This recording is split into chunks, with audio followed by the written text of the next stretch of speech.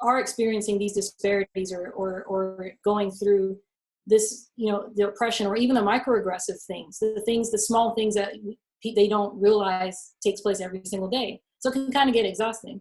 Absolutely. So I'm interested to know, like, what is your take on what's going on in Chicago?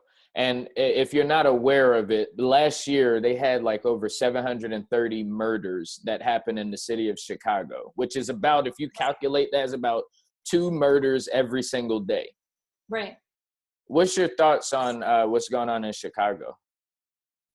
My thoughts overall, I'll preface it with this, that the country's not designed for people to progress, or certain people or groups of people to progress.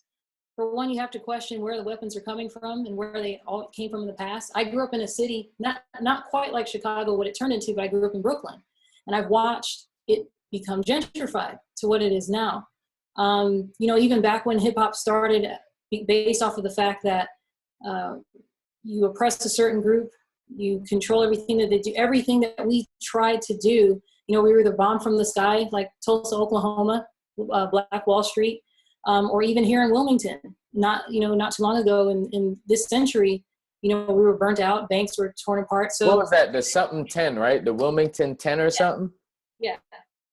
So and there was no punishment. So naturally the money, any property, anything that we've gained or earned was disseminated to the society now. So what I have to say with Chicago, I don't make excuses for things that are wrong.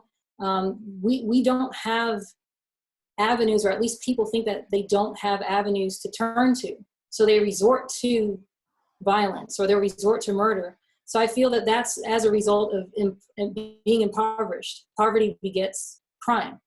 If you were invited to perform in Chicago on a Friday evening outside at 8:00 p.m., would you do it?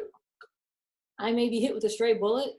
And I say that because there was sadly a student that was coming home from university that was on his porch. He just stepped out on his porch and was killed with a stray bullet.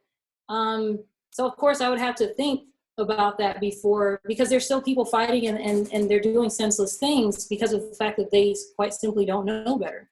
They have nothing to live for.